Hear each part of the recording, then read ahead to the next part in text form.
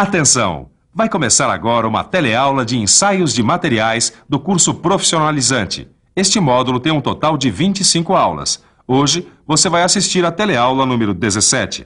Bons estudos!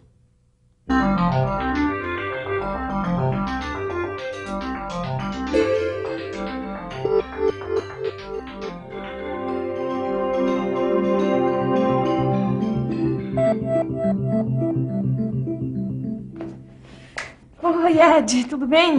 Meu Deus, que frio! Olha, se o inverno todo for assim, não vai ser fácil, não. Viu? Ainda bem que a gente vive num país tropical, né, Neza? Quer dizer, por mais que a temperatura baixe, não vai influenciar no comportamento de nenhum metal. Como assim, Ed? O nosso kart, por exemplo, se a gente corresse numa região muito fria, aquela batida da última corrida iria quebrar o para-choque. O que eu tô querendo dizer é que a temperatura influencia muito na resistência de alguns materiais ao impacto. E é isso que a gente vai ver na teleaula de hoje. Na teleaula de hoje, você vai ver como é a temperatura de transição e conhecer o seu gráfico. Vai saber como são os fatores que influenciam a temperatura de transição e vai ver como se faz o resfriamento do corpo de prova. Edgar, quer ver uma coisa? Aqui nesse livro eles dizem que um dos principais fatores da derrota dos alemães na Segunda Guerra Mundial na Rússia foi justamente o rigoroso inverno russo. Imagina só, hein, Neuza? Um soldado alemão naquele frio de menos 40 graus, descobrindo que a boca do canhão se quebra logo no primeiro disparo. Edgar, vamos logo, porque eu tô sentindo que a teleaula de hoje vai ser quente. Eu acho que vai ser fria, viu, Neuza? Se segura que a nossa teleaula tá começando.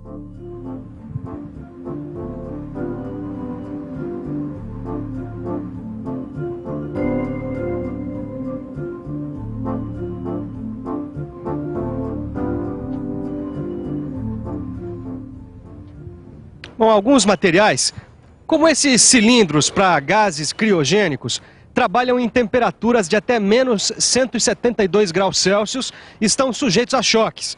Por isso eles passam por um ensaio de impacto. É claro que esse ensaio de impacto vai ser realizado em baixas temperaturas, que é a condição em que o material vai trabalhar. Bom, no ensaio de impacto existe uma faixa de temperatura onde a energia absorvida pelo corpo cai apreciavelmente. E essa faixa de temperatura é chamada de temperatura de transição, que é o que o engenheiro Alfredo vai explicar para a gente agora. Alfredo, afinal, o que é a temperatura de transição? É a temperatura em que ocorre uma mudança no caráter da ruptura do material. Quer dizer, um material dúctil, na temperatura de transição, apresenta um comportamento frágil. Muito bem, Caio. Para você entender direitinho essa história da temperatura de transição, é preciso a gente ver que um pedaço de aço como esse, que absorve 17 joules de energia de impacto em temperatura ambiente, ele passa a absorver 3 joules em baixa temperatura. Ué, como assim, Silva? Pensa o seguinte, um aço absorve 17 joules de energia de impacto a 25 graus Celsius, que é mais ou menos a temperatura ambiente. Quando a temperatura desce a menos 23 graus, o valor da energia absorvida é pouco alterado, atingindo a 16 joules. Mas este valor cai para 3 joules na temperatura de menos 26 graus Celsius. Como essa passagem não é repentina, na maioria dos casos ela é chamada de faixa de temperatura de transição. E é aí que a gente tem que ficar por dentro.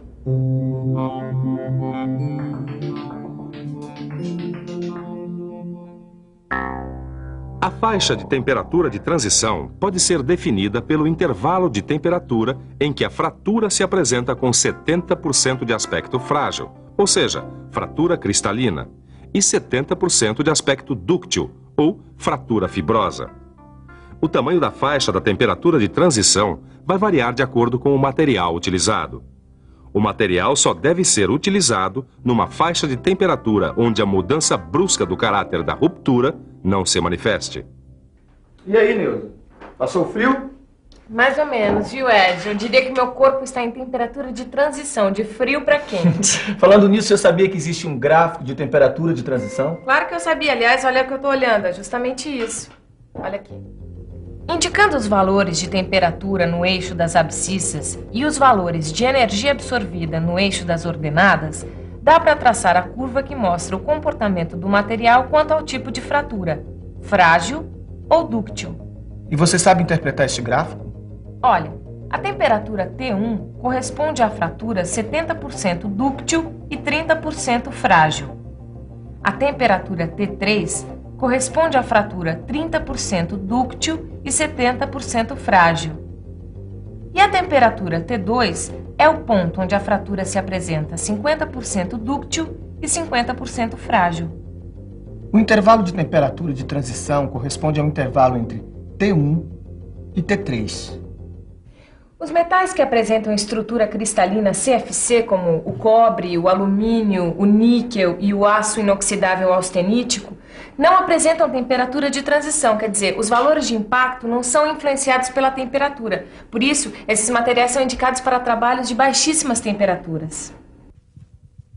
O ensaio de impacto em baixas temperaturas é importante na hora de escolher os materiais que vão ser usados na fabricação de cascos de barcos que navegam em temperaturas muito baixas. Imaginem a importância da resistência ao impacto em baixas temperaturas para embarcações que navegam, por exemplo, em águas muito geladas, como na Antártica, onde o casco e o leme ficam em permanente atrito com o gelo. Bom, você pode não estar pensando em navegar pela Antártica, mas mesmo assim é importante conhecer os fatores que influenciam na temperatura de transição. E para conhecer esses fatores, é só a gente pensar um pouco. Vamos pensar um pouco. Deixa eu ver. O intervalo de transição é influenciado pelo tratamento térmico. Isso porque aços carbono e de baixa liga são menos sujeitos à influência da temperatura na resistência ao impacto quando passam pelo tratamento térmico.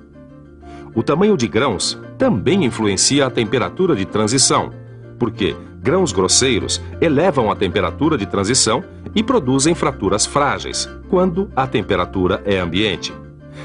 Tem também o encruamento, porque materiais encruados tendem a apresentar maior temperatura de transição. A presença de impurezas, que fragilizam a estrutura do material, também elevam a temperatura de transição. A adição de elementos de liga, como o níquel, tende a melhorar a resistência ao impacto. Um mesmo aço, produzido por processos de fabricação diferentes, terá temperaturas de transição diferentes. E, finalmente, a retirada dos corpos de prova, que interferem na posição das fibras do material. A retirada dos corpos de prova nos produtos siderúrgicos é especificada por normas internacionais. Já vi que o negócio é sério, hein? É sério mesmo. A região de onde eles são tirados e a posição do entalhe são de fundamental importância nos resultados obtidos durante o ensaio. Aqui a gente vê 3 maneiras de retirada e posicionamento do entalhe em corpos de prova Sharpie, retirados de posições diferentes de uma chapa de aço doce. Quando submetidos ao ensaio de impacto, esses corpos apresentaram 3 curvas diferentes.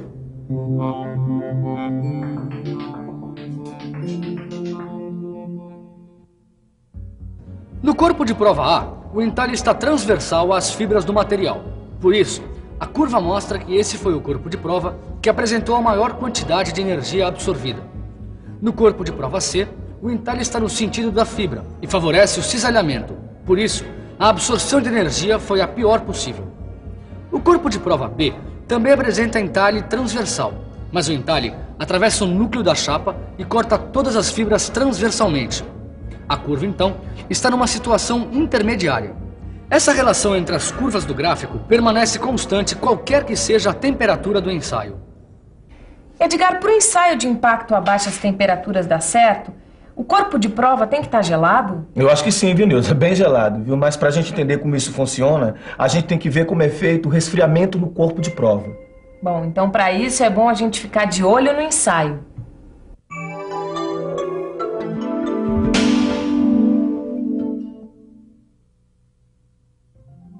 Os corpos de prova retirados para ensaio de impacto devem ser resfriados até atingirem a temperatura desejada para o ensaio. As técnicas de resfriamento têm normas técnicas específicas. Uma das técnicas consiste em mergulhar o corpo de prova num tanque com nitrogênio líquido por mais ou menos 15 minutos. Depois, com a temperatura homogeneizada, o corpo de prova está pronto para o ensaio de impacto. Caio, eu vou te mostrar um outro jeito de obter o resfriamento do corpo de prova. Vamos lá. É a mistura do álcool e do gelo seco. A gente despeja álcool aqui nessa vasilha. Tá? E vamos misturar com o gelo seco.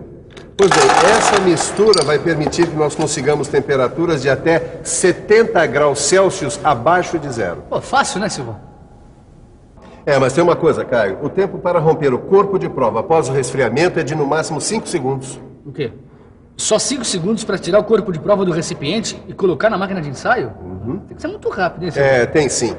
Por causa da grande dispersão dos resultados nos ensaios, o ensaio de impacto comum não pode ser aplicado nos projetos de engenharia estrutural. E se você quiser conhecer outros tipos de ensaio de impacto desenvolvidos para isso e ficar atualizado, consulte os livros técnicos que existem sobre o assunto. Muito bem, e agora vamos à revisão. E atenção, se liga aí que é hora da revisão. Na teleaula de hoje, você conheceu a temperatura de transição. Viu como se faz a interpretação do gráfico de temperatura de transição. Viu que os fatores que influenciam na temperatura de transição são o tratamento térmico, o tamanho dos grãos, o encruamento, as impurezas, os elementos de liga, os processos de fabricação e a retirada do corpo de prova.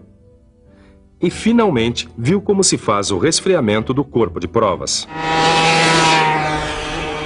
Hoje você viu a última teleaula sobre o conjunto de ensaios classificados como destrutivos. A partir da próxima teleaula você vai conhecer os ensaios chamados não destrutivos. Essa é a hora certinha para você revisar todos os ensaios que viu até aqui e resolver os exercícios. Até a próxima!